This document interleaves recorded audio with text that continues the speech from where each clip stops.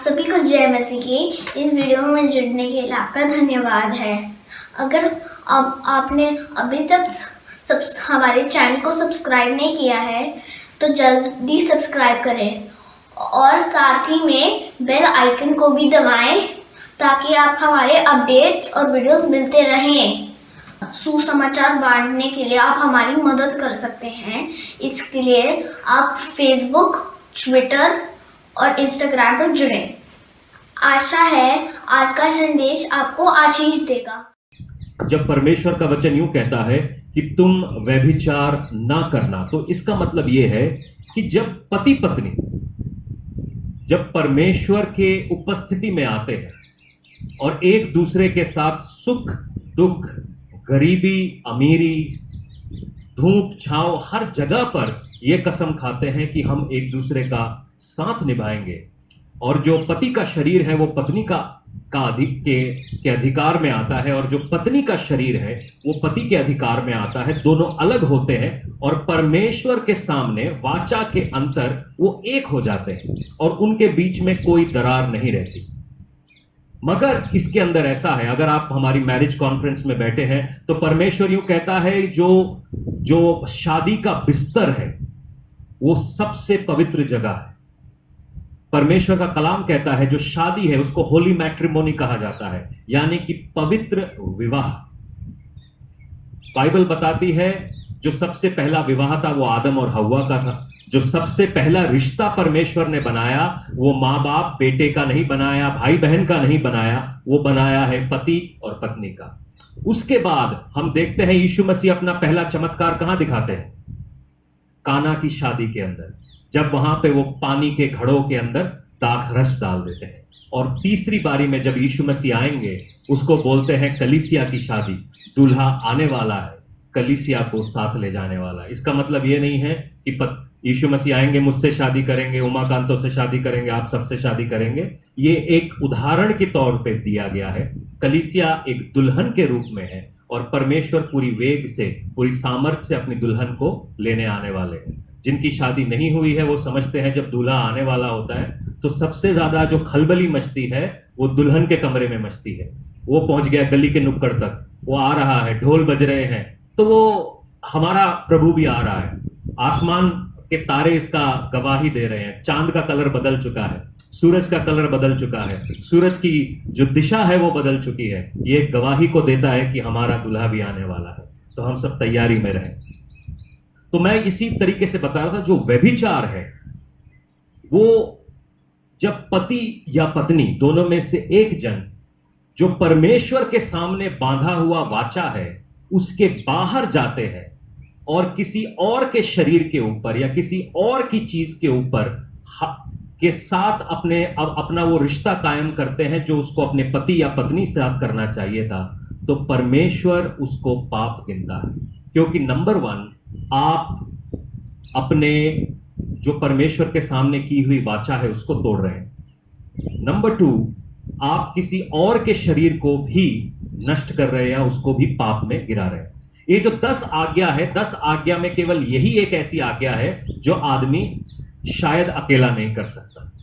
Bible के अंदर 2 शब्द दिए हुए हैं व्यभिचार के। एक है व्यभिचार विच इज कॉल्ड अडल्ट्री अंग्रेजी की बाइबल में, एक है फॉर्निकेशन यानी कि शादी से पहले किए हुए बातें। यहां पर बहुत सारे जवान लोग बैठे हैं, आप लोग सब बोलेंगे कि पास्टर जी हम कैसे, बहुत सारे लोग शादी की उम्र में भी है, जवानी में है, और जब जवानी में हम लोग होते हैं तो हम लोग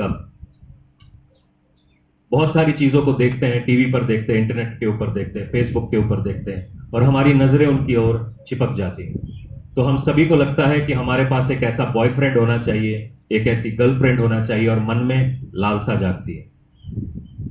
शायद आप लोगों के मन में नहीं होता क्योंकि आप इस कलीसिया के हिस्से हैं, आप अति पवित्र हैं, मगर बहुत सारे लोग ऐसे हैं जिनके मन में ये इच्छा होती है कि वो किसी वाचा के अंदर आए बिना ही उनके साथ एक रिश्ता बनाना चाहते हैं। यीशु मसीह कहते हैं कि जब तुमने किसी के बारे में गलत दृष्टि से देख भी लिया या किसी के बारे में सोच भी लिया तो वो व्यभिचार। जब हम किसी को फेसबुक के ऊपर देखते हैं तो हमारे मन में क्या आता है? हम किसी को इंस्टाग्राम के ऊपर देखते हैं, किसी की तस्वीर शायद टीवी पर देखते हैं, अगर हमारे मन में ऐसे ख्याल आ रहे हैं कि हम उनके साथ एक रिश्ता बनाना चाह रहे हैं, उसको बोलते हैं फॉर्निकेशन। ख्यालों से क्या हम गंदे हो जाते हैं? नहीं जी, ख्यालों से आप गंदे नहीं होते। क्या आप गंदे कपड़े पहनने से गंदे हो जाते हैं? हाँ, नहीं। अगर मेरा उतरा हुआ गंदा कपड़ा आप पहनोगे, आप नहा के वो वाला गंदा कपड़ा पहनेंगे? कोई नहीं पहनेगा, क्योंकि जब आप गंदे कपड़े पहनते हैं तो आप गंदे हो जाते हैं। उसी प्रकार से जब आपके अंदर ये ख्याल आते हैं तो ये केवल आपके दिमाग को मैला नहीं कर रहे हैं, ये आपकी सोच को मैला कर रहे हैं, आपकी रूह को मैला कर रहे हैं। आपको मालूम है आप केवल शरीर नहीं है। पहला तस्सलोनिकी 5:23 बोलता है कि आप 3 हिस्सों में बांटे गए हैं, शरीर, प्राण और आत्मा।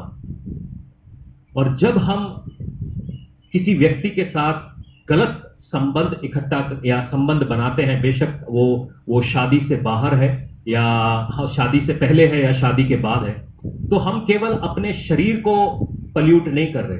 आपको क्या लग रहा है कि एक आदमी गया और उसने किसी के साथ व्यभिचार कर लिया, तो क्या वो केवल उसका शरीर खराब हुआ? क्या वो खाली शरीर में गया था? नहीं, उसकी रूह भी उसके साथ थी। खाली शरीर खराब नहीं हुआ है, उसकी रूह भी खराब हुई। इसीलिए मैं बोलता हूं कि जब तक आपको परफेक्ट अंडरस्टैंडिंग ना हो, नॉलेज ना हो, किसी के साथ डेट पर मत जाओ, किसी के साथ फोन पर बात मत करो, किसी की फेसबुक के ऊपर किसी को ज्यादा मत निहारो, व्हाट्सएप स्टेटस को मत देखो, क्योंकि जब आप ऐसा देखेंगे आपके मन में वो ख्याल, वो तस्वीरें बनेंगी जो आपके शरीर को, आपकी बॉडी को पल्यूट करने लगेंगे। बहुत सारे लोग इन सब चक्करों में शादी से पहले उन्होंने गर्लफ्रेंड बॉयफ्रेंड रख लिए होते हैं। गर्लफ्रेंड बॉयफ्रेंड की शादी होती नहीं है, उनका ब्याह कहीं और हो जाता है और फिर वो तरस रहे होते हैं सारी जिंदगी भर, काश मैं शिंदे के साथ होती तो।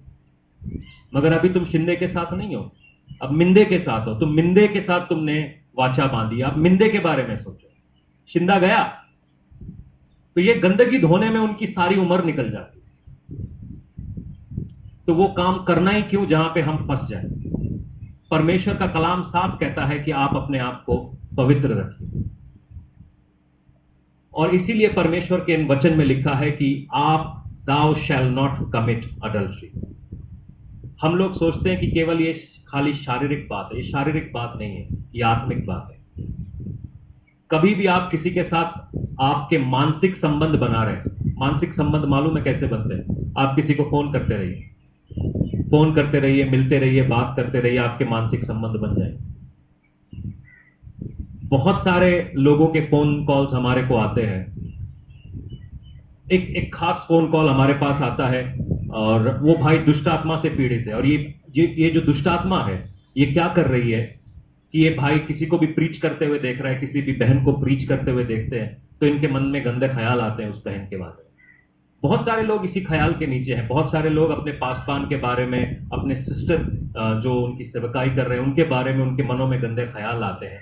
ये और कुछ नहीं है, एक शैतानिक युक्ति है जो शैतान कलीसिया के अंदर डाल रहा है ताकि कलीसिया ना रहे, वो अपवित्र हो जाए। हमारे मनों में किसकी तस्वीर चलनी चाहिए? हमारे मन किसकी तरफ लगे रहने चाहिए? शाहरुख खान की तरफ, और कोई हीरोइन की तरफ, या यीशु मसीह की तरफ? आपके मन में किसके लिए आपके मन में प्यास होनी चाहिए? किसी फिल्मी कलाकार के लिए, किसी गीतकार के लिए, या प्रभु यीशु के लिए? ये बात आप सोचिए, आप किसके लिए प्यास है? आपके मन में क्या चीज चल रही है? और इसीलिए परमेश्वर कहता है कि आप अडल्टरी ना करें, आप व्यभिचार ना करें। अगर आपकी शादी हो चुकी है तो परमेश्वर ने आपको आपका साथी दे दिया है, इसके बाहर ना सोचें। अगर आपकी शादी नहीं हुई है तो फंदे से फंसने से पहले 1000 बार फास्टिंग प्रेयर करो। 1 साल तक बेशक मत खाओ, मरोगे नहीं, क्योंकि कलाम से आदमी जिंदा रहता है। मगर शादी के बाद फिर मत बोलना पास्टर जी मैं की करा। यहां पे पहले शादी करते हैं, उसके बाद रिसेप्शन करते हैं, उसके बाद बीवी को निकालने के लिए फास्टिंग प्रेयर करते हैं। ऐसा नहीं, आप पहले ही फास्टिंग प्रेयर कर लीजिए कि खुदावन ये बंदा, ये बंदी आपकी तरफ से है या नहीं है। ये आपकी तरफ से होना चाहिए, तभी मैं आगे बढ़ूंगा, वरना मैं आगे नहीं बढ़ूंगा। क्या मेरी बात समझ में आई? जिन्हां दी शादी नहीं हुई है, जिन्हां दा ब्याह हो गया है, आप प्रार्थना करें कि आपका पति सुधर जाए, आपकी पत्नी सुधर जाए, वो चेंज नहीं हो सकते। ठीक है जी। आपने व्यभिचार नहीं करना। कई बार ऐसा है कि जब कभी पति पत्नी के शादी में गड़बड़ हो जाती है, हर शादी में गड़बड़ होती है, हर शादी में। कौन से घर ऐसा है जिसमें लड़ाई झगड़ा नहीं हुआ है? ऐसा कोई घर है? हाँ, शाहपुर में तो नहीं होगा, दीनानगर में है ऐसा कोई घर, फतेहनंगल में ऐसा कोई घर है? हर घर में झगड़े होते। जब घर में झगड़े होते तो दिमाग कहता है कि हम बाहर किसी और के साथ होते तो झगड़े नहीं होते। नहीं नहीं, सब पागल है। कोई किसी मामले में पागल है, कोई किसी मामले में पागल है। आपने समझना है कि खुदावन ने कौन सा पगला आपके लिए रखा है या कौन सी पगली आपके लिए रखी है। तो जिस ब्रांड का पागल आपके लिए रखा है उसके लिए आपको तैयार भी किया, ऐसे नहीं दे दिया उसने आपको। ठीक है, आप मेरे साथ हैं? सबको सांप सूंघ गया, ऐसा नहीं। बोलो, हम व्यभिचार नहीं करेंगे, शारीरिक व्यभिचार नहीं करेंगे, मानसिक व्यभिचार नहीं करेंगे, बातों से व्यभिचार नहीं करेंगे। ओके? किसी भी लड़की को देखकर, किसी भी लड़के को देखकर ओए होए ऐसे मुंह से आवाजें नहीं आनी चाहिए। ईमानदारों की तरह बहन जी को पूरे घर तक छोड़ के आएंगे, ऐसा नहीं करना। सबसे ज्यादा जिम्मेदार लड़के मुझे मालूम है यहीं पर है, मगर ऐसा करना नहीं है। ठीक है जी।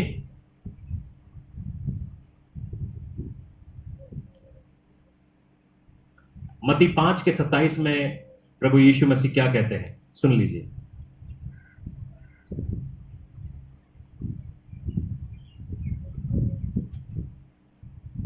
जो नया नियम है उसमें जो पाप है उसको बहुत गहराई से डील किया गया है, जबकि परमेश्वर ने करुणा भी दी है, मगर पाप के बारे में हमें सचेत भी कराया है। तुम सुन चुके हो कि कहा गया था कि व्यभिचार ना करना, परंतु मैं तुमसे यह कहता हूं कि जो कोई किसी स्त्री के ऊपर कुदृष्टि डाले वह अपने मन में व्यभिचार कर चुका है।